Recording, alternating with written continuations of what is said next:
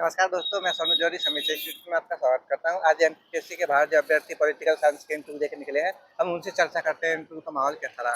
सबसे पहले सर का नाम जानेंगे। सर आपका नाम? जी सर, मेरा नाम योगेश तिवारी। सर आप कहाँ से हैं? जी सर मैं सागर से हूँ। सागर से सर। जी सर। आपका किस बोर्ड में पढ़ा था? राजेश मेहरा सर के बोर्ड में था मेरा। मेरा सर के जी बोर्ड में। एवरेज में कितने टाइम तक चला था? सर, ये कह तो नहीं सकते, लेकिन 10 से 15 मिनट के बीच में होगा सर। 10 से 15 जी मिनट। जी। तो सर क्वेश्चन किस तरीके से मुझे थोड़ा सा बताना चाहेंगे? सर, जो मैं तैयारी करके गया था वैसा कुछ नहीं हुआ। ठीक है, बिल्कुल हट के माहौल मिला इंटरव्यू का। जो मेन चीज़ें थी, जैसे मैंने पंडित दीनदयाल उपाध्याय शासकीय महाविद्यालय से ग्रेजुएशन और पीजी की है, तो क्वेश्चन उसी पे बेस्ड थे। पहले उनकी जो सांस्कृतिक राष्ट्रवाद है उससे पूछे थे, और उनसे ये पूछा था कि आप इनकी किस अन्य विचारक से तुलना करना चाहते हैं। ठीक है, तो अरविंद घोष हैं, उनके बारे में भी पूछा। जो कौटिल्य थे, कौटिल्य से उनका जो पूछा गया था कि आप कौटिल्य के सिद्धांत को वर्तमान परिप्रेक्ष्य में लागू करके देख सकते हैं, ये वाला एक क्वेश्चन था।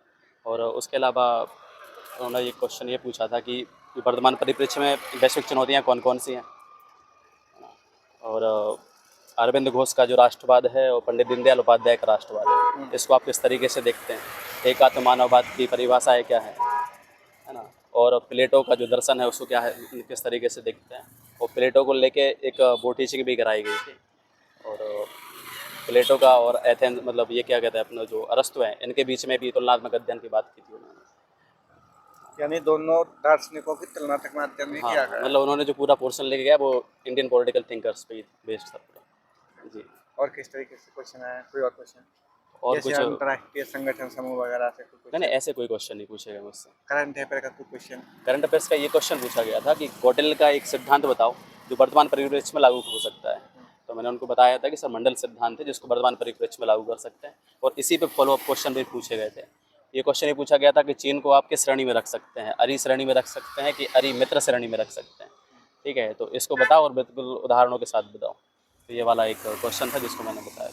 मध्य प्रदेश के परिप्रेक्ष्य में कोई राजनीतिक विचार या नहीं नहीं, ऐसा कोई क्वेश्चन भी नहीं है। कोई क्वेश्चन नहीं, बना? कोई क्वेश्चन नहीं बना। और नई शिक्षा नीति से कोई क्वेश्चन बना? न्यू एजुकेशन पॉलिसी से कुछ नहीं बना, लेकिन ये प्लेटो की जो शिक्षा पद्धति थी और जो नेशनल एजुकेशन पॉलिसी है, इसके बीच में समानता पूछी है। कोई प्रश्न पत्रक वगैरह पूछा यूजी पीजी का? नहीं नहीं, ऐसा कुछ नहीं पूछा।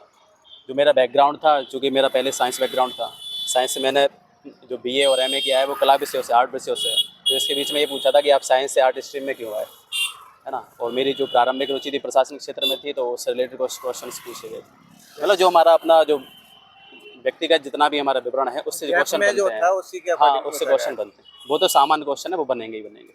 जैसे सर अभी आपने बताया कि बोर्ड टीचिंग कराई गई, तो बोर्ड टीचिंग में उन्होंने टॉपिक दिया था या आपसे कोई प्रिपेयर किया? नहीं नहीं, मुझसे पूछा गया था उसी कि वही आप, टॉपिक हाँ आपने जी जी बनाया? जी, आप किस टॉपिक पर चर्चा करना चाहते हैं, तो मैंने प्लेटो को चुना था। प्लेटो वाला किया था।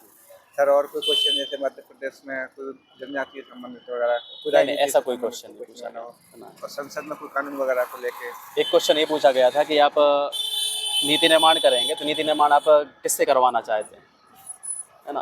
तो मैंने उनको ये आंसर दिया था कि सर मैं वो जो उच्च पद पर बैठे व्यक्ति हैं वो नीति निर्माण करेंगे, लेकिन जो सामान्यतः जो सिद्धांत है कि जो नीचे बैठे लोग भी हैं, जो व्यक्ति हैं, है ना, जो सरकारी कर्मचारी हैं या लोग हैं, तो उनसे भी जनमत लिया जाना चाहिए।